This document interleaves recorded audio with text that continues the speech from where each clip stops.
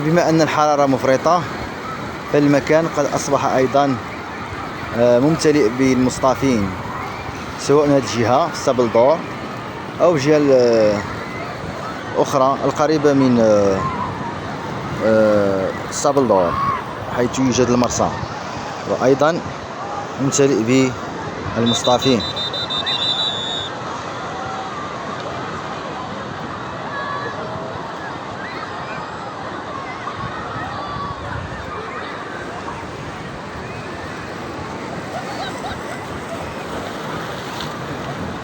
مكان جميل، وهنا برودة. إذا دخلت إلى هذا المكان تحس ببرودة وانتعاشة لأن البحر بارد جدا.